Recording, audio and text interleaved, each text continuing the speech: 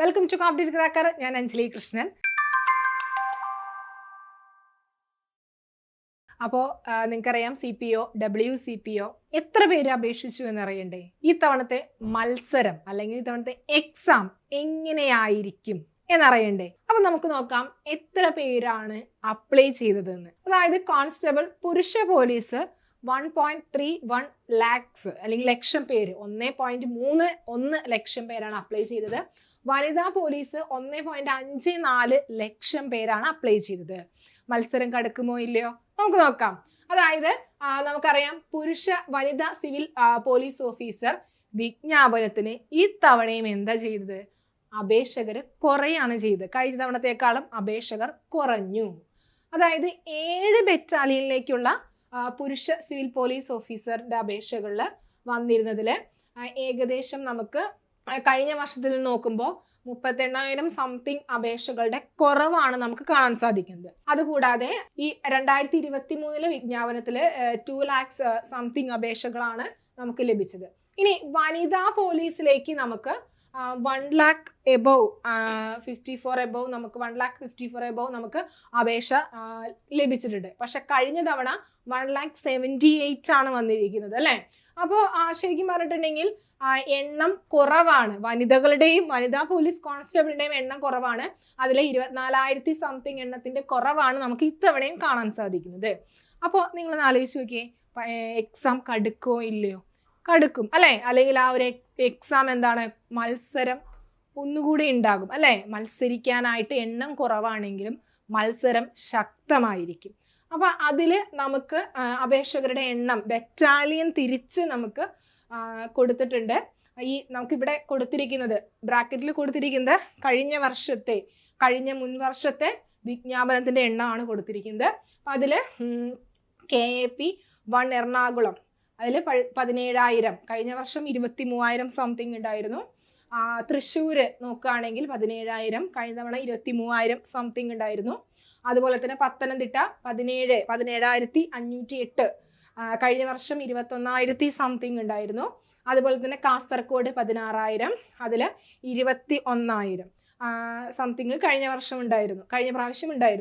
അതുപോലെ തന്നെ ഇടുക്കിയിലാണെങ്കിൽ എന്താണ് 13+, കഴിഞ്ഞ വർഷം 15+ ഉണ്ടായിരുന്നു. അതുപോലെ തന്നെ തിരുവനന്തപുരം 23, കഴിഞ്ഞ പ്രാവശ്യം 32+ ഉണ്ടായിരുന്നു. അതുപോലെ തന്നെ മലപ്പുറവും എന്താണ് 25+, കഴിഞ്ഞ വർഷം 32+. അപ്പൊ നമുക്ക് കഴിഞ്ഞ പ്രാവശ്യം എക്സാമിനെ പറ്റി നോക്കുകയാണെങ്കിൽ എന്താ അപേക്ഷകരുടെ എണ്ണം കുറവാണ് നമുക്ക് മനസ്സിലാക്കാൻ സാധിക്കും. നല്ല രീതിയിൽ കുറവുണ്ട്. എറണാകുളം, തൃശ്ശൂർ, പത്തനംതിട്ട, കാസർഗോഡ്, ഇടുക്കി നോക്കിയാലും തിരുവനന്തപുരം, മലപ്പുറം നോക്കിയാലും നമുക്ക് എന്താണ് എണ്ണത്തിൽ കുറവ് നല്ല രീതിയിൽ കാണാൻ സാധിക്കും. അപ്പൊ ആകെ എന്ന് പറഞ്ഞാൽ 1 lakh above 30 above ആണ് നമുക്ക് ഈ പ്രാവശ്യം നമുക്ക് അപേക്ഷകർ വന്നിരുന്നത്.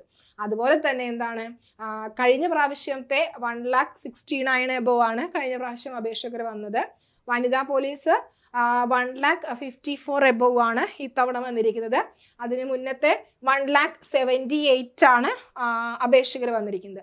അപ്പൊ ഇത് അപേക്ഷകരുടെ എണ്ണമാണ്. ഇനി അത് കൺഫർമേഷൻ ഒക്കെ വന്നു കഴിഞ്ഞ് കഴിയുമ്പോൾ നമുക്ക് കുറച്ചുകൂടി എണ്ണം നമുക്ക് കുറച്ചുകൂടി ഡീറ്റെയിൽ ആയിട്ട് കിട്ടും അല്ലെ. നമുക്ക് ക്ലിയർ കട്ട് ആയിട്ടുള്ള ഡീറ്റെയിൽ കിട്ടും. കൺഫർമേഷൻ വന്നാൽ ചിലപ്പോൾ ഇതിലും കുറയാം അല്ലെ.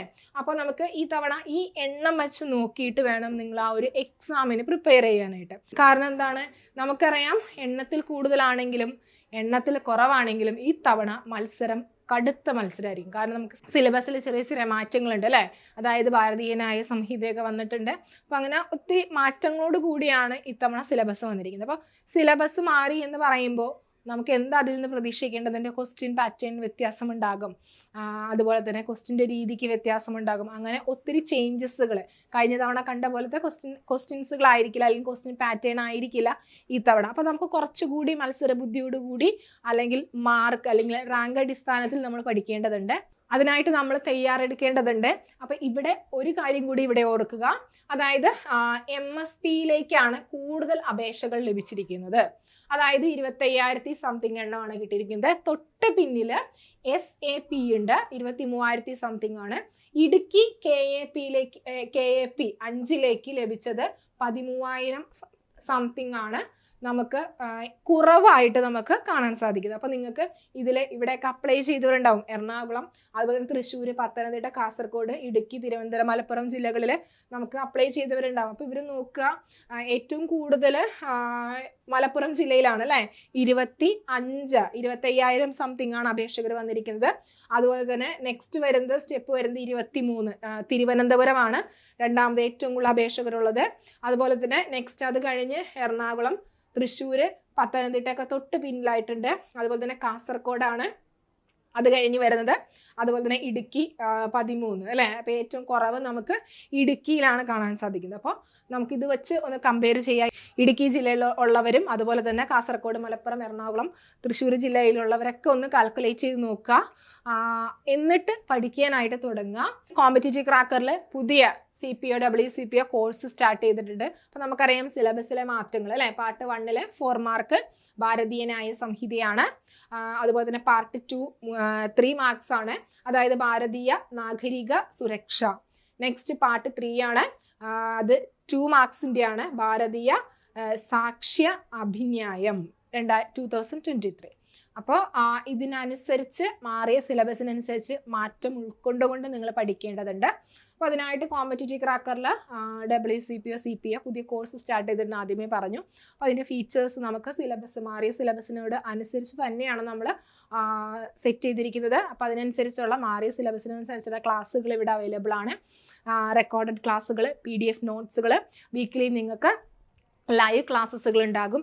അതോടൊപ്പം തന്നെ നിങ്ങൾക്ക് മോഡൽ എക്സാം, അതുപോലെ തന്നെ നല്ലൊരു മെൻറ്റർ സപ്പോർട്ടോട് കൂടിയാണ് നിങ്ങൾ പഠിച്ചു തുടങ്ങുന്നത്. അപ്പോൾ നിങ്ങളുടെ കൺഫ്യൂഷൻസുകൾ അല്ലെങ്കിൽ പഠിച്ചു വരുമ്പോഴുള്ള ഒരു എന്തെങ്കിലും ഡൗട്ട്സുകളൊക്കെ ഉണ്ടെങ്കിൽ മെൻറ്റർ മുഖേന നമുക്ക് ക്ലിയർ ചെയ്യാനായിട്ട് സാധിക്കും. അതുപോലെ തന്നെ മെൻറ്ററുമായിട്ട് ഡിസ്കഷൻസ് ഇതെല്ലാം തന്നെ നമുക്ക് അവൈലബിൾ ആണ്. അതുപോലെ തന്നെ നോട്ട്, PDF നോട്ട്സ് എടുത്ത് പറയേണ്ടതുണ്ട്. നമുക്ക് മാറിയ സിലബസിനോട് അനുസരിച്ചുള്ള പുതിയ PDF നോട്ട്സുകൾ എല്ലാം അവൈലബിൾ ആണ്. അതുപോലെ തന്നെ നിങ്ങൾക്ക് വീക്കിലി എക്സാംസ്, മോഡൽ എക്സാംസുകളും അതുപോലെ തന്നെ റിവിഷൻ എക്സാംസുകളെല്ലാം തന്നെയുണ്ട്.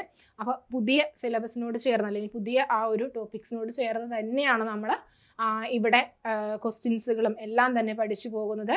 ജോയിൻ ചെയ്യുന്ന കോൺടാക്ട് നമ്പർ ഇതാണ് 8590202323. അപ്പോൾ ഓർത്ത് വയ്ക്കുക, ഒന്നുകൂടി പറയാം, 8590202323. അപ്പോൾ മറക്കരുത്, ജോയിൻ ചെയ്യാം. നമുക്കറിയാം എത്രയും പെട്ടെന്ന് തന്നെ നമുക്കറിയാം PSC ഒക്കെ വളരെ നല്ല രീതിയിൽ ലാഗില്ലാതെ എല്ലാ എക്സാംസുകളും നടത്തുന്നുണ്ട്. അപ്പോൾ നിങ്ങൾ വെയിറ്റ് ചെയ്തിരിക്കാതെ അല്ലെങ്കിൽ നോട്ടിഫിക്കേഷൻ വന്ന് ഒരു എക്സാമിന് ഡേറ്റ് വന്നതിന് ശേഷം നിങ്ങൾ പഠിക്കാനിരിക്കാതെ ഇപ്പോഴേ തൊട്ടേ പഠിച്ചു തുടങ്ങുക. അപ്പോൾ അതിനായിട്ട് ഒന്നുകൂടി ഞാൻ പറയുകയാണ്, ജോയിൻ ചെയ്യുക. വീഡിയോ ഇഷ്ടമായെങ്കിൽ ലൈക്ക് ചെയ്യുക, ഷെയർ ചെയ്യുക, സബ്സ്ക്രൈബ് ചെയ്യുക.